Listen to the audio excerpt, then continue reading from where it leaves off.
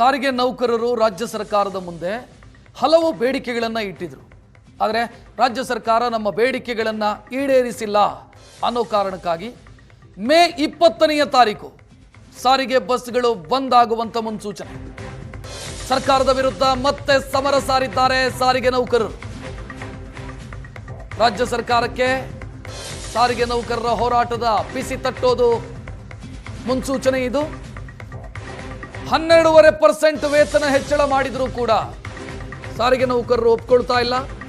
ನಮ್ಮ ಬೇಡಿಕೆಗಳು ಈಡೇರಿಲ್ಲ, ಸರ್ಕಾರ ಮೋಸ ಮಾಡ್ತಿದೆ ನಮಗೆ ಅಂತ ಸಾರಿಗೆ ನೌಕರರು ಹೇಳ್ತಾ ಇದ್ದಾರೆ. 20ರಿಂದ 20ನೇ ತಾರೀಕಿಂದ ಬಸ್ಸುಗಳು ಓಡಾಡಲ್ಲ, ನೌಕರರು ಕೆಲಸಕ್ಕೆ ಹಾಜರಾಗಲ್ಲ. ನಾವು ಇಟ್ಟಿರುವಂತ ಬೇಡಿಕೆಗಳನ್ನ ಈಡೇರಿಸದ ಹೊರತು ಪ್ರತಿಭಟನೆಯನ್ನ ಕೈ ಬಿಡಲ್ಲ. ನಾವು ಮತ್ತೆ ಶುರು ಮಾಡ್ತಾ ಇದ್ದೀವಿ 20ನೇ ತಾರೀಕಿನಿಂದ. ಬಸ್ಸುಗಳು ರಸ್ತೆಗಿಳಿಯಲ್ಲ ಅಂತ ಸಾರಿಗೆ ನೌಕರರ ನಾಯಕರು ಈಗ ಮಾಡ್ತಾ ಇರುವಂತಹ ಒತ್ತಾಯ. ಆದಷ್ಟು ಬೇಗ ನಮ್ಮ ಬೇಡಿಕೆಯನ್ನು ಈಡೇರಿಸಿ. ಯಾವುದೇ ಕಾರಣಕ್ಕೆ 1-4-20 ಒಪ್ಕೊಳ್ಬೇಡಿ ಅನ್ನೋದು ಕಾರ್ಮಿಕರಿಂದ ಒಂದು ಒತ್ತಾಯ ಬಂದಿದೆ. ಆ ಕಾರ್ಮಿಕರ ಆಶಿತಕ್ಕೆ ನಾವು ಕೂಡ ಕೆಲಸ ಮಾಡಬೇಕಾಗುತ್ತೆ. ಆದ್ದರಿಂದ ನಾವೇನು 40 ವರ್ಷದಿಂದ ಏನು 4 ವರ್ಷಗಳ ಅವಧಿಯೇನಿದೆ ಅದು ಕೂಡ ಅದಕ್ಕೆ ಭದ್ರಾಗಿರ್ಬೇಕಾಗುತ್ತೆ, ಅದಕ್ಕೆ ಮಾರ್ಪಾಟು ಆಗಬೇಕಾಗುತ್ತೆ ಅನ್ನೋ ಮಾತನ್ನು ಸ್ಪಷ್ಟವಾಗಿ ಹೇಳಿದ್ದೇವೆ. ಏನು 12% ಏನು ಡಿಕ್ಲೇರ್ ಮಾಡಿದ್ದಾರೆ ಅದು ಕೂಡ ಭಾಳಷ್ಟು ಕಡಿಮೆ. ಅದು ಇವತ್ತಿನ ಜೀವನ ಮಟ್ಟದ ನೋಡಿದ ಅಥವಾ ಯಾವುದೋ ಒಂದು ವೇತನ ಪರಿಷ್ಕರಣೆ ಮಾಡಬೇಕಾದ್ರೆ ಸರ್ಕಾರ ಅಲ್ಲಿ ಏನೇ ಆಗಲಿ ಅವರ ಒಬ್ಬ ವ್ಯಕ್ತಿಯ ಜೀವನದ ಖರ್ಚು ವೆಚ್ಚಗಳನ್ನು ನೋಡೇ ಅವರು ಫಿಕ್ಸ್ ಮಾಡೋದನ್ನು ಆ ಒಂದು ಹಿನ್ನೆಲೆಯಲ್ಲಿ ಅದನ್ನು ಹೆಚ್ಚಿಗೆ ಮಾಡಬೇಕಾಗುತ್ತೆ ಅಂತ ಹೇಳಿದ್ದೇವೆ. ನಾವು 25% ನೆಗೋಷಿಯಬಲ್ ಅಂತಲೇ ಹೇಳಿದ್ದೇವೆ. ಅವರು 25% ಅಂತ ಹೇಳಿ ಅದಕ್ಕೋಸ್ಕರ ಅಂಟಿಕೊಂಡಿದ್ದೆ ನಾವೇನಿಲ್ಲ, ಅದು ನೆಗೋಷಿಯಬಲ್ ಇದೆ. ಅದಕ್ಕೋಸ್ಕರ ನಾವು ಹೆಚ್ಚಿಗೆ ಮಾಡಬೇಕಂತಂದು ಹೇಳಿದ್ದೇವೆ. ಮತ್ತು ಜೊತೆಗೆ ಇನ್ಕ್ರಿಮೆಂಟ್ಗಳ ಬಗ್ಗೆ ಸ್ಪಷ್ಟತೆ 12.5% ಕೊಟ್ಟಿದ್ದಾರಲ್ಲ, ಅದನ್ನು ಖಂಡಿತವಾಗ್ಲೂ ನಾವು ಒಪ್ಪಕ್ಕೆ ಸಾಧ್ಯ ಇಲ್ಲ. ಯಾಕೆಂದರೆ ಯಾವ ನೌಕರರು ಕೂಡ ಇದನ್ನು ಒಪ್ತಾ ಇಲ್ಲ. ಹಾಗಾಗಿ ನಾವು 12.5%ಗೂ ಕೂಡ ನಾವು ಒಪ್ತಾ ಇಲ್ಲ. ಮತ್ತು ಈ 20ನೇ ತಾರೀಕಿಂದ ಈ ಸರ್ಕಾರ ಏನು ಏಕಪಕ್ಷೀಯವಾಗಿ ಆದೇಶ ಹೊರಡಿಸಿದೆ ನಿನ್ನೆ, ಅದನ್ನು ವಿರೋಧ ಮಾಡಿ ಮತ್ತು ನಮ್ಮ ಬೇಡಿಕೆಗಳನ್ನ ಮತ್ತೆ ಅದಕ್ಕೆ ಆಗ್ರಹ ಮಾಡಿ ನಾವು 20ನೇ ತಾರೀಕಿಂದ ಅನಿರ್ದಿಷ್ಟಾವಧಿ ಮುಷ್ಕರಕ್ಕೆ ಕರೆ ಕೊಟ್ಟಿದ್ದೀವಿ. ಅದರಲ್ಲಿ ಯಾವುದೇ ಥರದ ಬದಲಾವಣೆಯೂ ಇರೋದಿಲ್ಲ, ಅದು ನಡೆಯುತ್ತೆ. 4 ನಿಗಮಗಳ ಸಾರಿಗೆ ನೌಕರರಿಗೆ ನಾವು ಈ ಮುಷ್ಕರಕ್ಕೆ ಕರೆ ಕೊಟ್ಟಿದ್ದೀವಿ.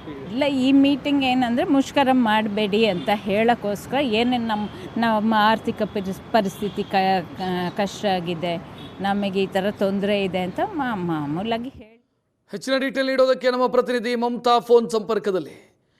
ಮಮತಾ, ಈಗ 20ನೇ ತಾರೀಕಿಂದ ನಾವು ಅನಿರ್ದಿಷ್ಟಾವಧಿ ಮುಷ್ಕರ ಮಾಡ್ತೀವಿ ಅಂತ ಹೇಳ್ತಾ ಇದ್ದಾರೆ ಸಾರಿಗೆ ನೌಕರರ ಪ್ರಮುಖರು, ಮುಖಂಡರು.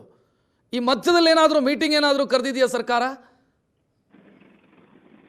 ರಕ್ಷತ್, ಈಗಾಗಲೇ ಏನು 3 ಬಾರಿ MD ಅಂದ್ರೆ ಸಾರಿಗೆ ನೌಕರರ ಸಾರಿಗೆ ನಿಗಮದ MDಗಳ ಜೊತೆಗೆ ಸಭೆಯನ್ನ ನಡೆಸಿದ್ರು ಜಂಟಿ ಕ್ರಿಯಾ ಸಮಿತಿಯವರು. ಆದ್ರೆ 3 ಬಾರಿಯೂ ಕೂಡ ಅದು ವಿಫಲ ಆಯಿತು. ಅಂದ್ರೆ MDಗಳು ಅದಕ್ಕೆ ಒಪ್ಪುತ್ತಾ ಇಲ್ಲ, ಇವರ ಏನು ಬೇಡಿಕೆ ಏನಿತ್ತು ಅದಕ್ಕೆ ಒಪ್ಕೊಂಡಿಲ್ಲ, ಜೊತೆಗೆ ಸಾರಿಗೆ ಸಚಿವರು ಕೂಡ ಒಪ್ಕೊಂಡಿಲ್ಲ. ಹಾಗಾಗಿ ಈಗ ನಿನ್ನೆ ಅಷ್ಟೇ ಮತ್ತೊಂದು ಬಾರಿ ಸಭೆಯನ್ನ ನಡೆಸಿ ಇದರಲ್ಲಿ 12.5% ನಾವು ಏನು ವೇತನವನ್ನ ಹೆಚ್ಚಳ ಮಾಡ್ತೀವಿ ಅನ್ನುವಂಥದ್ದನ್ನ ಸ್ಪಷ್ಟವಾಗಿ ತಿಳಿಸಿದ್ರು. ಆದ್ರೆ ಇದಕ್ಕೂ ಕೂಡ ಜಂಟಿ ಕ್ರಿಯಾ ಸಮಿತಿಯವರು ಒಪ್ಕೊಂತಾ ಇಲ್ಲ. ನಮಗೆ 25% ಹೆಚ್ಚಳ ಆಗ್ಲೇಬೇಕು ವೇತನ ಅನ್ನುವಂಥದ್ದನ್ನ ಪಟ್ಟು ಹಿಡಿದಿದ್ದಾರೆ. ಆದ್ರೆ ಈ ಹಿಂದೆ ಅಂದ್ರೆ ಕಳೆದ 15 ದಿನದ ಹಿಂದೆಯೇ ಮೇ 20ಕ್ಕೆ ಪ್ರತಿಭಟನೆಯನ್ನ ಮಾಡ್ತೀವಿ, ಅಂದ್ರೆ ಮುಷ್ಕರವನ್ನ ಮಾಡ್ತೀವಿ ಅನ್ನುವಂಥದ್ದನ್ನ ಸ್ಪಷ್ಟವಾಗಿ ತಿಳಿಸಿದ್ರು.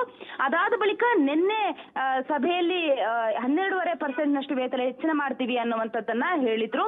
ಆದ್ರೂ ಕೂಡ ಜಂಟಿ ಕ್ರಿಯಾ ಸಮಿತಿಯವರು ಸಾರಿಗೆ ನೌಕರರು ಇದಕ್ಕೆ ಒಪ್ಕೊಂಡಿಲ್ಲ.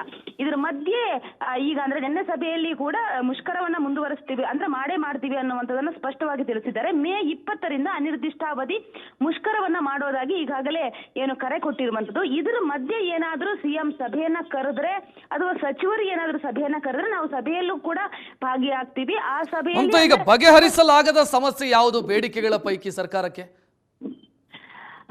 ಒಂದು ಕಡೆ ಸಾರಿಗೆ ನೌಕರರು ಹೇಳ್ತಾ ಇರುವಂತದ್ದು ನಮಗೆ 25% ವೇತನ ಹೆಚ್ಚಳ ಮಾಡಬೇಕು, 2024ರಿಂದನೇ ಹೆಚ್ಚಳ ಮಾಡಬೇಕು. ಅಂದ್ರೆ ಒಂದು ಒಂದು 2024ರಿಂದಲೇ ಇದು ಹೆಚ್ಚಳ ಆಗ್ಬೇಕು ಅನ್ನುವಂಥದ್ದನ್ನ ಸಾರಿಗೆ ನೌಕರರು ಬೇಡಿಕೆ ಇಡ್ತಾ ಇರುವಂತದ್ದು. ಆದ್ರೆ ಸರ್ಕಾರ ಹೇಳ್ತಾ ಇರುವಂತದ್ದು 25% ನಮಗೆ ಹೆಚ್ಚಳ ಮಾಡೋದಕ್ಕೆ ಸಾಧ್ಯ ಇಲ್ಲ, 12.5% ಅಂದ್ರೆ ಮೊದಲಿಗೆ 7% ಆಯ್ತು, ಅದಾದ ಬಳಿಕ ಈಗ ನಿನ್ನೆ 12.5% ನಾವು ಜಾಸ್ತಿ ಮಾಡ್ತೀವಿ, ವೇತನ ಹೆಚ್ಚಳ ಮಾಡ್ತೀವಿ ಅನ್ನುವಂಥದ್ದನ್ನ ಹೇಳಿದ್ರು.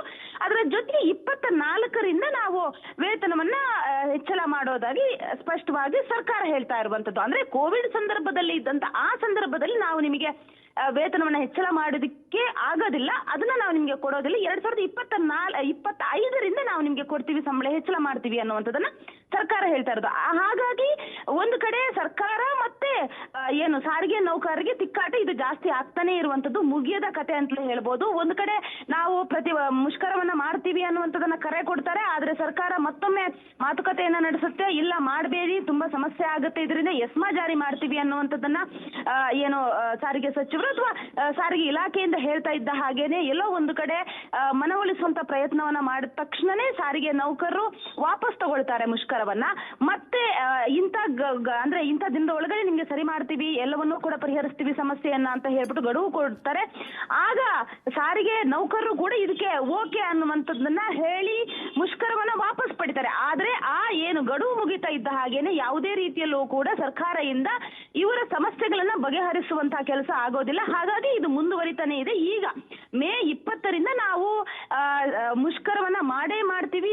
4 ಸಾರಿಗೆ ನಿಗಮಗಳಿಂದನೂ ಕೂಡ ಬಸ್ಸುಗಳು ಸ್ತಬ್ಧ ಆಗತ್ತೆ, ನೌಕರರು ಯಾರೂ ಕೂಡ ಕೆಲಸ ಮಾಡೋದಿಲ್ಲ, ಬೀದಿಗೆ ಇಳಿಯೋದಿಲ್ಲ ಅನ್ನುವಂಥದ್ದನ್ನ ಸ್ಪಷ್ಟವಾಗಿ ಹೇಳಿರುವಂತದ್ದು ಸಾರಿಗೆ ನೌಕರರು. ಹಾಗಾಗಿ ಸರ್ಕಾರ ಈಗ ಸದ್ಯಕ್ಕೆ ನಾವು ಏನು ಇದಕ್ಕೆ ಹೇಳೋದಿಕ್ಕೆ ಆಗೋದಿಲ್ಲ, 12.5% ನಾವು ಜಾಸ್ತಿ ಮಾಡ್ತೀವಿ ವೇತನ ಅನ್ನುವಂಥದ್ದನ್ನ ಹೇಳಿದೀವಿ. ನಮ್ಮ ಹತ್ರನೂ ಕೂಡ ಅದಕ್ಕಿಂತ ಜಾಸ್ತಿ ಅಂದ್ರೆ ಅವರು ಬೇಡಿಕೆ ಇಟ್ಟಷ್ಟು 25%ನಷ್ಟು ನಮಗೆ ಜಾಸ್ತಿ ಮಾಡೋದಕ್ಕೆ ಏಕಾಏಕಿ ಸಾಧ್ಯ ಇಲ್ಲ.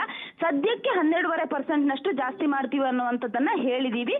ಹಾಗಾಗಿ ಅದಕ್ಕೂ ಸಾರಿಗೆ ನೌಕರರು ನಾವು ಹೇಳಿದ್ದಕ್ಕೂ ಕೂಡ ಅವರು ಸಹಕರಿಸಬೇಕು ಅನ್ನುವಂಥದ್ದನ್ನ ಏನು ಸರ್ಕಾರ ಕೂಡ ಹೇಳ್ತಾ ಇರುವಂಥದ್ದು. ಹಾಗಾಗಿ ಎಲ್ಲ ಒಂದು ಕಡೆ ಇದು ಮೇ 20ರ ನಂತರ ಏನು ಮುಷ್ಕರ ಆಗುತ್ತೋ ಇಲ್ವೋ ಅನ್ನುವಂಥದ್ದು ಅನುಮಾನ. ಯಾಕಂತಂದ್ರೆ ಆ ಮಧ್ಯೆ ಏನಾದ್ರೂ ಮತ್ತೆ ಸರ್ಕಾರ ಏನಾದ್ರೂ ಮಾತುಕತೆ ತೆಗೆದುಕೊಳ್ಳುವಂತಹ ಸಾಧ್ಯತೆಯು ಕೂಡ ಇರುವಂತದ್ದು. ಥ್ಯಾಂಕ್ ಯು ಮಮತಾ ಮಾಹಿತಿ.